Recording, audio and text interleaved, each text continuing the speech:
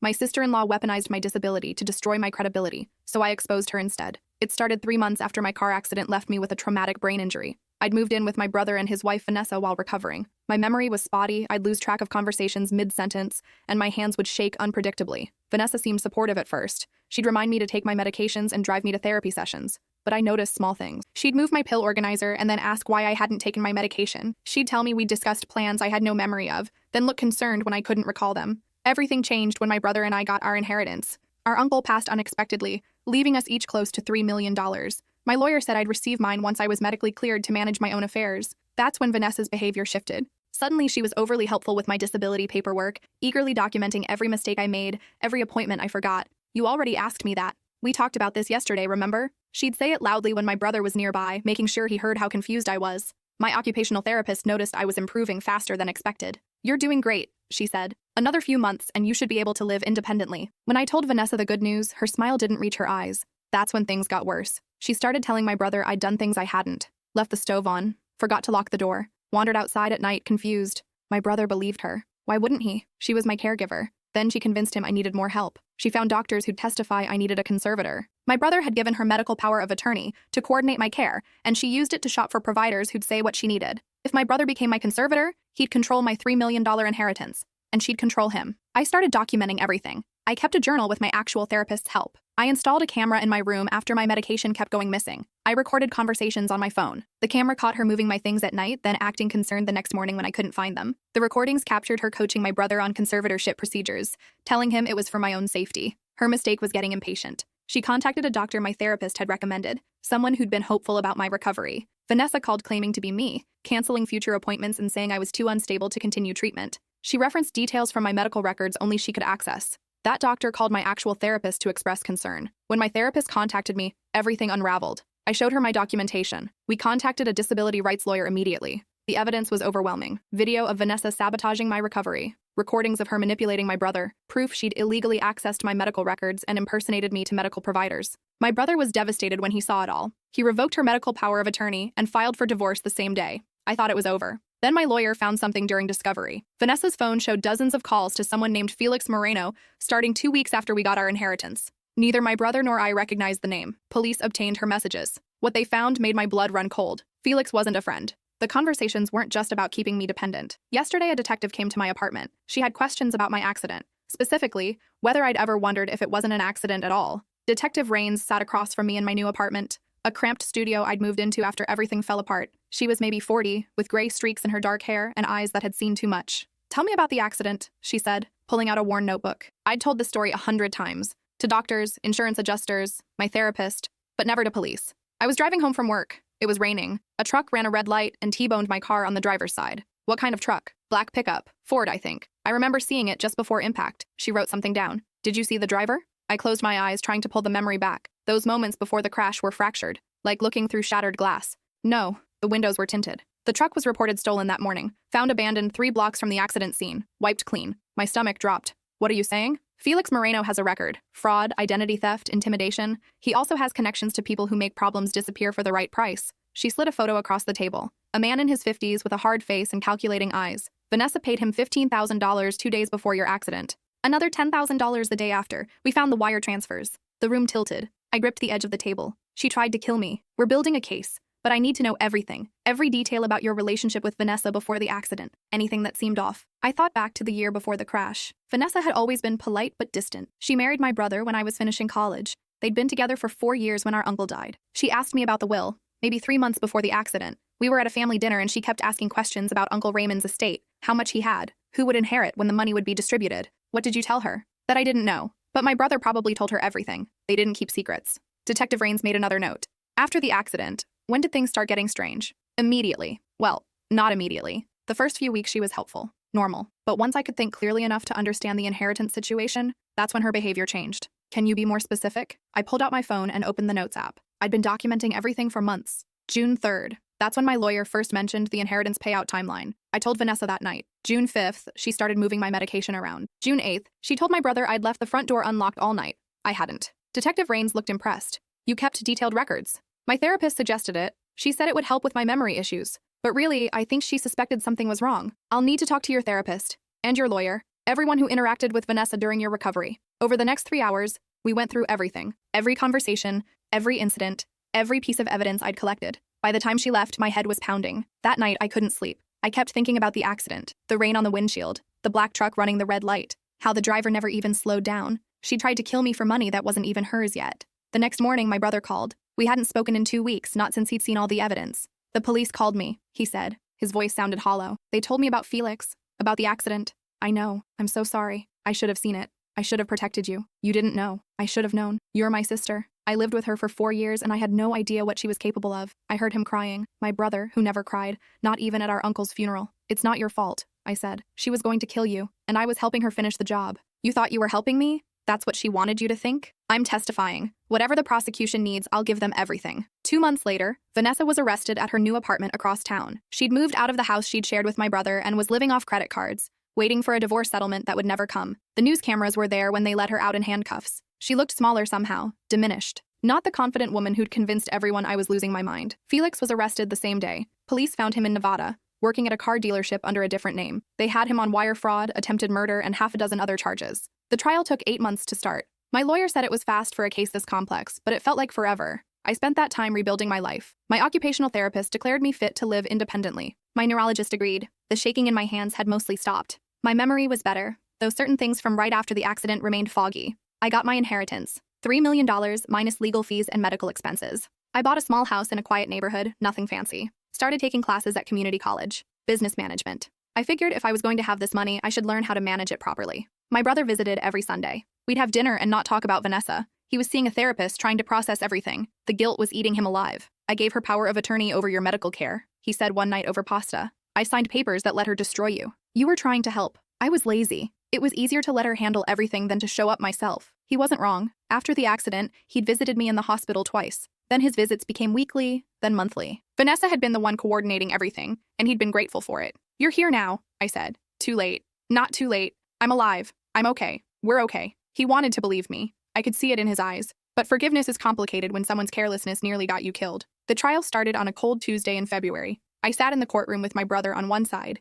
and my lawyer on the other. Vanessa sat at the defense table in a gray suit, looking professional and composed, like she was applying for a job, not fighting murder charges. Felix sat at a separate table with his own lawyer. They'd tried to negotiate a plea deal, but the prosecutor wasn't interested. She wanted both of them. The prosecution's case was methodical. They showed the wire transfers, played recordings of Vanessa coaching my brother about conservatorship, showed video of her moving my medication and personal items. Then they brought in an accident reconstruction expert who testified that the truck had accelerated before hitting my car, that the impact pattern was consistent with an intentional collision, that the driver had aimed for maximum damage. My brother testified about the inheritance, about how Vanessa had become obsessed with the money, about conversations they'd had where she'd suggested I might never recover enough to manage my own affairs. Did she ever explicitly say she wanted your sister incapacitated? The prosecutor asked. My brother's voice was quiet. She said it would be better for everyone if I had control, that my sister would just waste the money or get taken advantage of, that I could manage both inheritances and secure our future. What did you say? I said I'd think about it. He looked at me when he said it. The guilt on his face was unbearable.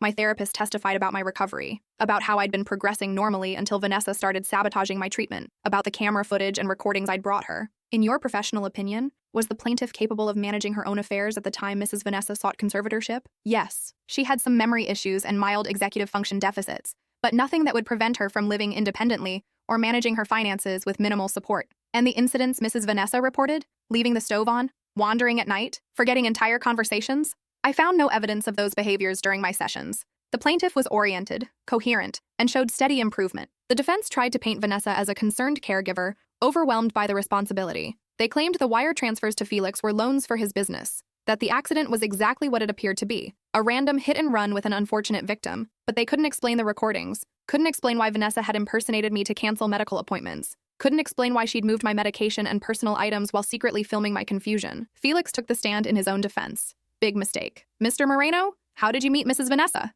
The prosecutor asked. Through mutual friends, business contacts. What business are you in? Consulting, problem solving. What kind of problems? His lawyer objected, but the judge allowed it. Felix shifted in his seat. Financial problems, debt collection, that sort of thing. Did Mrs. Vanessa hire you to solve a problem? She asked for advice about a family situation. What kind of situation? Her sister-in-law was having cognitive issues after an accident. She wanted to know how to help. Did helping involve arranging another accident? Objection. The judge sustained it, but the damage was done. The jury had heard the question. The prosecutor pulled out bank records. You received $15,000 from Mrs. Vanessa 2 days before the plaintiff's accident. What was that payment for? A business loan. Do you have documentation of this loan? A promissory note? Any written agreement? It was informal, between friends. And the second payment of $10,000 the day after the accident? Repayment of a different debt. How convenient. The defense rested after 3 days. The prosecution's rebuttal was devastating. They brought in a forensics expert who'd examined the stolen truck, found microscopic paint transfer that matched my car, found impact patterns consistent with deliberate collision. They brought in Felix's cell phone records showing he'd been in the area of my accident an hour before it happened. Tower pings placed him 3 blocks from where the truck was abandoned. They brought in a witness who'd seen a man matching Felix's description getting into a silver sedan near the abandoned truck, running like he was in a hurry. The jury deliberated for 6 hours, guilty on all counts. Vanessa screamed when they read the verdict. Her lawyer had to physically restrain her. She kept looking at my brother, like he could somehow fix this. He stared straight ahead, face blank. Felix just nodded, resigned. He'd known how this would end. Sentencing came 2 weeks later. Vanessa got 32 years for attempted murder, fraud, and conspiracy. Felix got 45. The judge called it a calculated, cold-blooded attempt to steal from a disabled person under the guise of caregiving. You betrayed every principle of human decency, the judge told Vanessa. You weaponized this woman's vulnerability for financial gain. You manipulated your husband's love for his sister to serve your own greed. The court finds your actions particularly heinous, given the position of trust you occupied. Vanessa sobbed through the whole speech. I felt nothing watching her cry. Outside the courthouse, reporters swarmed us. My lawyer had prepared a statement. Justice was served today. My client is grateful to the jury, the prosecution, and everyone who supported her through this nightmare. She looks forward to moving on with her life. I didn't take questions. Just got in my brother's car and let him drive me home. It's over, he said. Yeah, do you feel better? I thought about it. Did I feel better? Vanessa was going to prison. Felix was going to prison. I had my inheritance, my independence, my life back. But I'd lost 3 years. 3 years of recovery spent fighting against someone who was supposed to be helping me. 3 years of doubting myself, wondering if I really was as confused and incapable as everyone said. I feel tired, I told my brother. He nodded. Me too. We drove in silence for a while. Then he said, I'm selling the house. Too many bad memories. Where will you go? I don't know yet. Somewhere new, maybe out of state. That might be good. Will you come visit? Wherever I end up? I looked at him, my brother, who'd failed me when I needed him most, who'd enabled his wife's abuse through willful blindness, who'd signed papers giving her control over my medical care without ever questioning her motives, but also my brother, who'd testified against her, who'd spent the last year trying to make amends, who showed up every Sunday with groceries and stayed for dinner even when conversation was painful. Yeah, I said. I'll visit. 3 months after sentencing, I was sitting in my new house when I got a letter, prison mail, from Vanessa. I almost threw it away, but curiosity got the better of me. The handwriting was shaky, nothing like her usual precise script. I know you hate me. You have every right to. But I need you to understand something. I didn't start out wanting to hurt you. When you moved in, I really did want to help. I was going to be the good sister-in-law,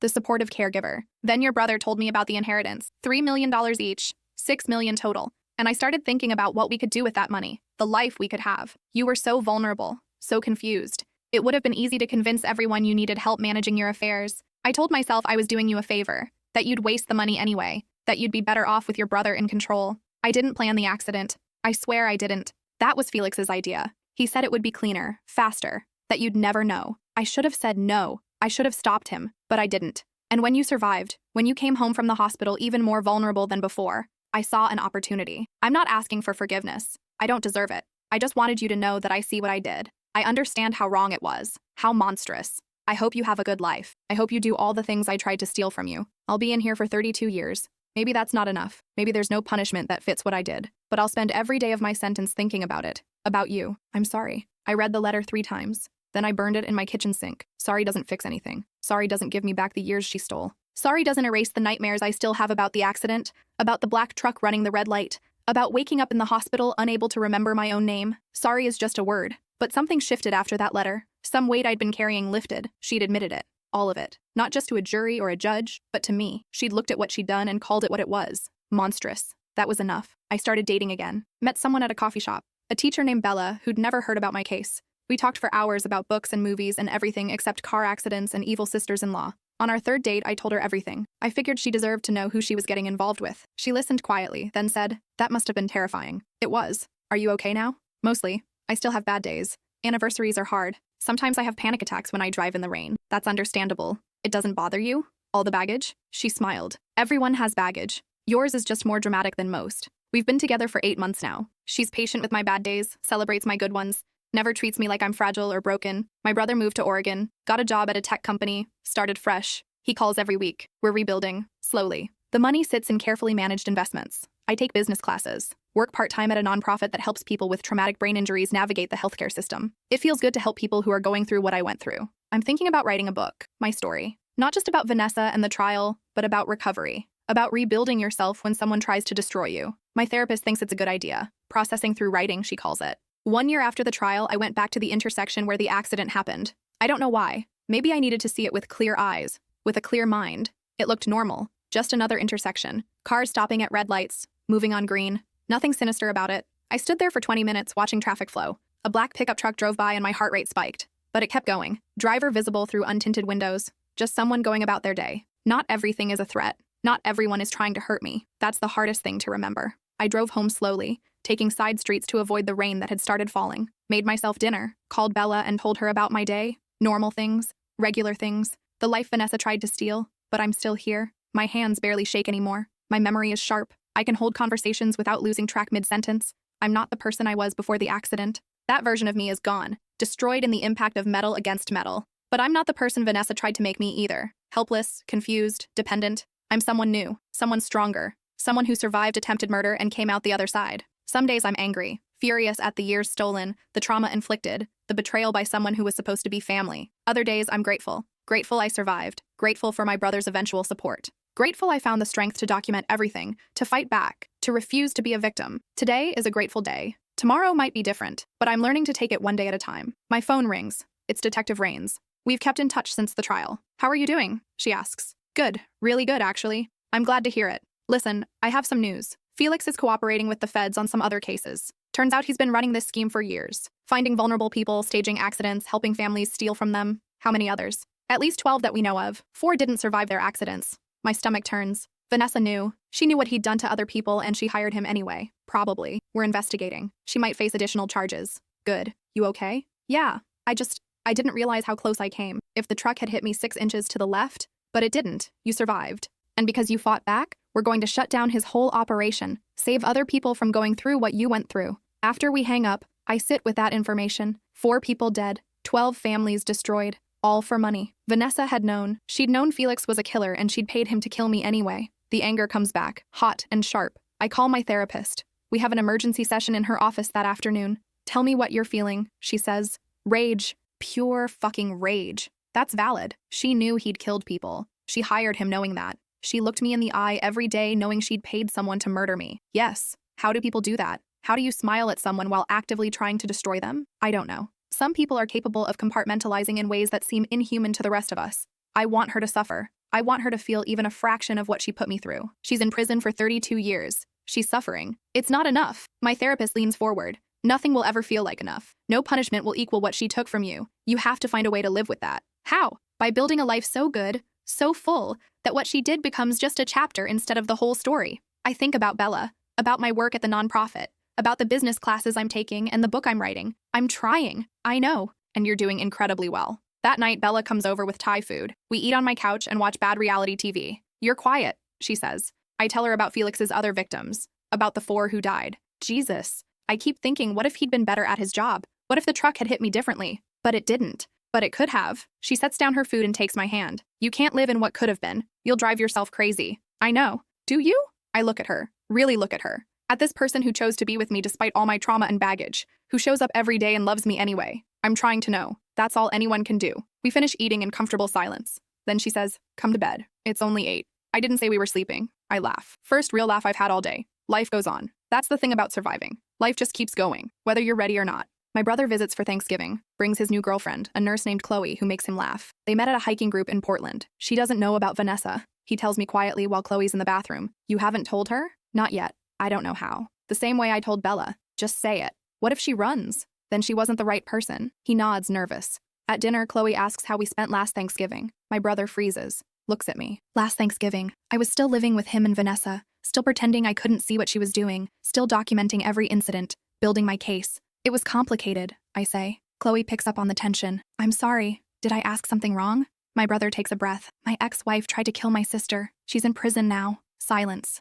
Chloe blinks. I'm sorry. What? He tells her the whole story. Every terrible detail. She listens without interrupting, her expression shifting from shock to horror to anger. When he finishes, she says, Your sister is the woman from the news, the disability fraud case. Yeah. Chloe turns to me. I followed your trial. I'm a nurse, and we were all talking about it. What she did, weaponizing caregiving like that, it made us sick. It made everyone sick, I say. Are you okay? I mean, obviously that's a stupid question, but are you doing okay? Most days, yeah. Good, good. You deserve to be okay. Dinner continues. Chloe doesn't run. She stays and asks thoughtful questions and tells my brother she's glad he got out. After they leave, Bella says, she's good for him. Yeah, she is. Do you think he'll be able to move past it? The guilt? Eventually. Maybe. I don't know. It must be hard, watching him build a new life while you're still dealing with the aftermath. Sometimes. But I'm building a new life too. Are you happy? The question catches me off guard. Am I happy? I think so. Or I'm getting there. That's all anyone can ask for. December comes. 1 year since Vanessa's arrest. I mark the anniversary by doing absolutely nothing special. Just a normal day. Coffee, classes, work, home. Bella notices. You okay? It's been a year since they arrested her. I know. I thought I'd feel something, triumphant or angry or something, but I just feel tired. That's normal. Trauma anniversaries are exhausting even when nothing happens. Can we just watch TV and not think about any of it? Absolutely. We spend the evening on the couch with my cat, a tabby I adopted 3 months ago named Widget. He purrs between us, unconcerned with human drama. Animals are good like that. They don't care about your past, just whether you feed them and scratch behind their ears. I start therapy twice a week instead of once. The nightmares are getting worse. Not about the accident anymore, but about Vanessa. Her face in my doorway at night. Her hands moving my medication. Her voice telling my brother I'm too unstable to be trusted. It's your mind processing the betrayal, my therapist explains. The physical trauma was bad enough, but the emotional betrayal is still working itself out. When will it stop? When it stops. There's no timeline for this. Helpful. But she's right. I can't rush healing, can't force myself to be over it just because the trial is over and Vanessa's in prison. I joined a support group for people who've survived family violence. Most of them are dealing with physical abuse, but trauma is trauma. We understand each other. A woman named Priya talks about her husband who broke her arm, then gaslit her into believing she'd fallen, about how he'd call her clumsy and forgetful until she started believing it herself. I still second-guess everything, she says. Even now, 2 years after leaving, I'll make a decision and then wonder if I'm remembering it right. If it really happened the way I think, everyone nods. We know this feeling. Another woman, Tabitha, survived her father poisoning her slowly with rat poison in her food. He wanted her inheritance from her grandmother. The doctors couldn't figure out what was wrong with me, she says. I was dying and no one knew why, until my neighbor found the poison in his garage and put it together. How did you forgive him? Someone asked. Tabitha laughs, bitter. I didn't. He's in prison, and I hope he rots there. You don't forgive people for trying to kill you. I think about Vanessa's letter, her apology. After group, I talked to the facilitator. Someone asked about forgiveness. Do you think it's necessary to forgive people who hurt you? She considers this. I think forgiveness is personal. Some people need it to move on. Other people move on by accepting what happened and choosing not to carry the burden of hate. That's not the same as forgiveness. What's the difference? Forgiveness is about them. Acceptance is about you. I think about that all week. I don't forgive Vanessa. I don't think I ever will. But I'm learning to accept what happened, to integrate it into my story without letting it define me. My book is taking shape. I write in the mornings before work, documenting everything, the accident, the recovery, the betrayal, the trial. My editor, a woman named Iris who specializes in memoirs, says it's powerful. You're not writing like a victim, she tells me. You're writing like a survivor. That's important. What's the difference? Victims are passive. Things happen to them. Survivors are active. They fight back. They reclaim their narrative. I like that? Good. Because that's what's going to make this book sell. I don't care about selling. I care about other people in my situation reading it and knowing they're not alone, knowing they can fight back. The manuscript is 60,000 words when I realize I need to include Vanessa's perspective. Not because she deserves space in my story, but because understanding her motivations might help others recognize the warning signs. I request an interview with her through her lawyer. She agrees immediately. The prison visit is surreal. I haven't seen her since sentence. She looks older, grayer. Prison ages people fast.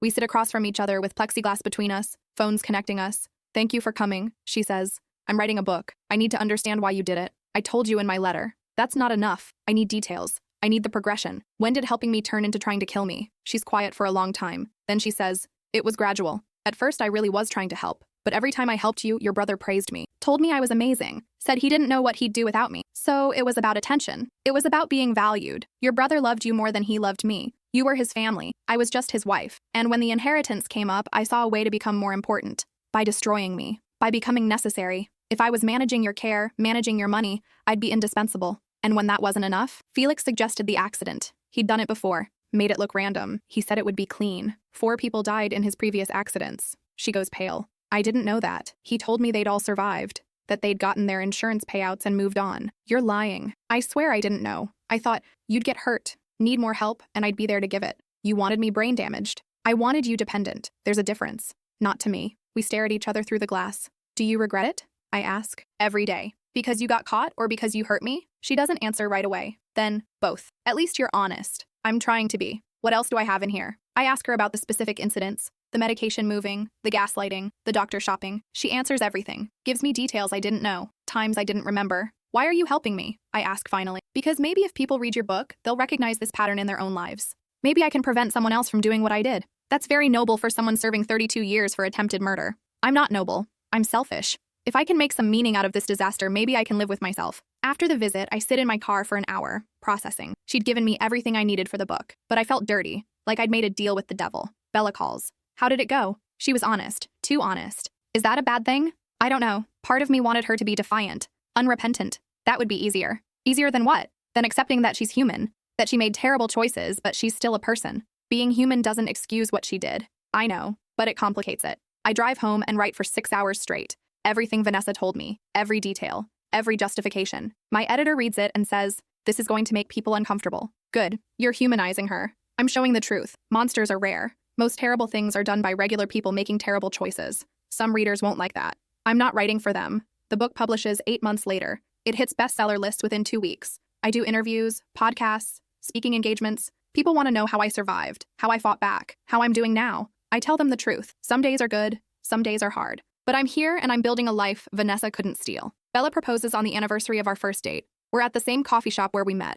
I know it's fast, she says. But when you know, you know. I say yes before she finishes the sentence. We get married 6 months later. Small ceremony, just family and close friends. My brother walks me down the aisle. Chloe cries happy tears in the front row. It's the happiest day of my life. No nightmares that night. Just peace. 3 years after the trial, I get another letter from Vanessa. She's read my book. You told the truth. Even the parts that made me look human. Thank you for that. I'm teaching a class here, financial literacy for inmates, helping women understand money so they don't make the mistakes I made. I know it doesn't fix anything, but it's something. I heard you got married. I'm glad. You deserve happiness. I won't write again, but I wanted you to know that your book helped me understand what I did, really understand it. I hope you have a beautiful life. I don't respond, but I don't burn this letter either. I keep it in a drawer with all the other documents from that time. Evidence of what I survived. Proof that I fought back. Reminder that I won. My brother has a baby, a girl named Adelaide. When I hold her, I think about how Vanessa will never have this. Never hold her own child. Never build a family. 32 years is a long sentence. She'll be 68 when she gets out. Too old for children. Too old for the life she wanted. I don't feel bad for her,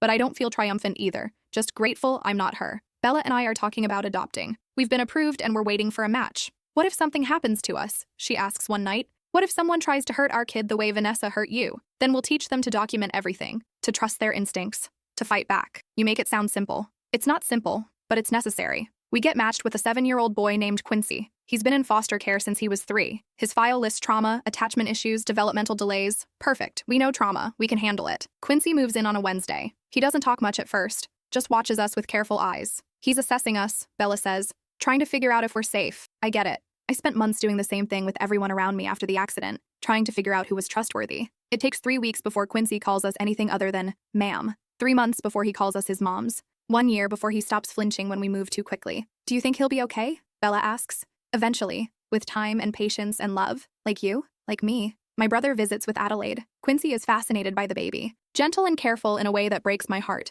Has he always been good with kids? My brother asks. His file said he protected younger kids in his last foster home, took beatings meant for them. Jesus. Yeah. We watch Quincy make faces at Adelaide, delighting when she giggles. He's going to be okay, my brother says. You're giving him what he needs. I hope so. That night, Quincy has a nightmare. I hear him crying and go to his room. I'm sorry, he says immediately. I'm sorry, I didn't mean to wake you. You didn't do anything wrong. I had a bad dream. About what? He's quiet. Then, my old dad, the one before foster care. What happened with your old dad? He hurt me, and my mom, and then he went away. I sit on the edge of his bed. My sister-in-law tried to hurt me. She went away too. His eyes widen. Really? Really? Did you have nightmares? All the time. I still do sometimes. What do you do when you have them? I remember that she's in prison and I'm safe. And I think about all the good things in my life now. Like what? Like my wife, and my brother, and my nephew Adelaide, and you. Me? You're one of my good things now. He thinks about this. Then he says, you're one of mine too. I tuck him back in and sit with him until he falls asleep. Bella's waiting in our bedroom. Is he okay? He's getting there. So are you.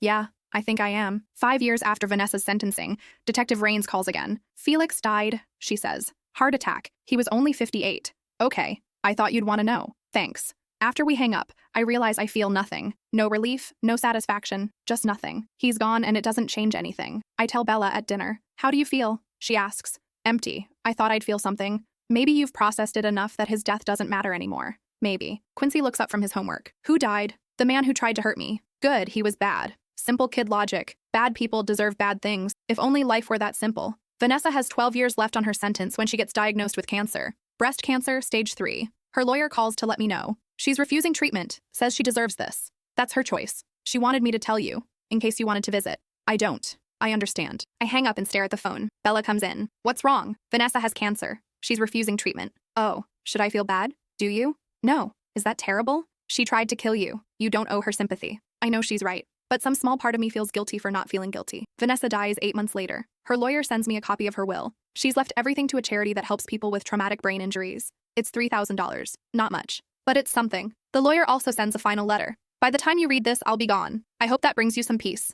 I've thought about you every day for the last 8 years. About what I did. About who I became. I don't believe in heaven or hell, but if I'm wrong, I know where I'm going. You were right not to forgive me. I don't deserve it. I hope your life is everything you wanted it to be. I hope you forget about me. I burn this letter too. But first I photocopy it for my book's 10th anniversary edition. The updated version includes Vanessa's death, Felix's death, my marriage, Quincy's adoption. A full decade of moving forward. It sells even better than the first edition. I do a book tour. Talk to thousands of people who've experienced similar betrayals. Family members stealing from them, caregivers abusing their trust, partners gaslighting them into dependency. How did you know to fight back? They ask. I didn't know. I just did it anyway. What if I'm too late? What if I've already lost everything? You haven't. As long as you're alive, you can rebuild. I believe it when I say it. Quincy graduates high school with honors, gets a full scholarship to study social work. I want to help kids like me, he says. Kids who've been hurt. I'm so proud I cry. Bella's right there with me, tears streaming down her face. We did good, she whispers. We did. My brother's daughter Adelaide is 10 now. Smart and funny and completely unaware of the drama that came before her birth. Tell me again about the bad lady, she says one day. Why do you want to hear that story? Because you're the hero. You stopped her. I'm not a hero, I just survived. That's what heroes do. Maybe she's right. I'm 63 when I finally stop having nightmares about the accident. 35 years after it happened. Bella's retired. We spend our days gardening and reading and visiting Quincy and his family. He has 3 kids of his own now. All adopted, all from traumatic backgrounds. You taught me that family isn't about blood, he tells me. It's about showing up. Your mom taught me that, I say, nodding at Bella. Then you taught me. And now you're teaching your kids. Circle of life, he jokes. My brother died 2 years ago. Heart attack at 71, quick and painless. Chloe was with him. They'd had 38 good years together. At his funeral, I talked about how he'd failed me once, but spent the rest of his life making up for it. That's what matters, I said. Not the failure, but what you do after. People nodded. Some cried. Adelaide spoke too, about the father who taught her to admit mistakes and make amends. He told me about his first wife, she said, about what she did and how he enabled it. He never let me forget that good people can do terrible things if they're not careful. I was proud of her, proud of him for being honest about his past. I'm 70 when I decide to visit the prison where Vanessa died. I don't know why. Maybe closure, maybe curiosity. The warden gives me a tour, shows me the cell where she spent her last days, the classroom where she taught financial literacy. She helped a lot of women here, the warden says, taught them how to manage money, how to avoid financial abuse. Ironic, maybe, or maybe she wanted to prevent others from making her mistakes. Did it work? Some of them are doing well now. Jobs, savings, independence. She gave them tools they didn't have before. I think about that. Vanessa spent her last years trying to help people. It doesn't erase what she did to me, but it's something. At home, Bella asks why I went. I needed to see it, to understand her ending. And do you? A little. She tried to become someone better. Failed in a lot of ways, but tried. Are you glad you went? Yeah, I think I am. That night I have a dream. Not a nightmare, just a dream. I'm at the intersection where the accident happened, but it's different. The sun is shining. Flowers are growing in the median. Vanessa's standing there in her prison uniform. I'm sorry, she says. In the dream, I believe her. I know, I say, and then I walk away. When I wake up, I feel lighter, like I've set down a weight I didn't know I was carrying.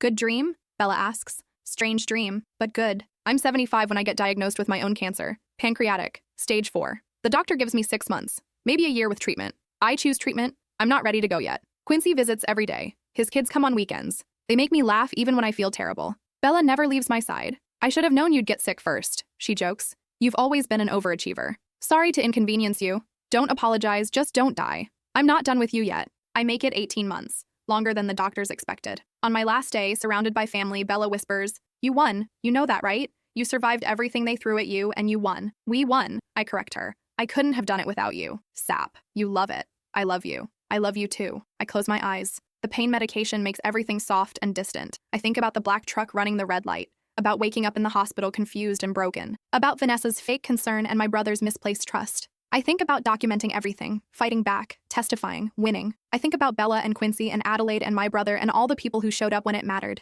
I think about the life I built from the wreckage, the book I wrote, the people I helped, the family I created. Vanessa tried to destroy me. She failed. That's enough. That's more than enough. I drift off thinking about flowers in the median, sunshine on clean pavement, a normal intersection on a normal day, just another place where bad things happened once, but not anymore. Not anymore.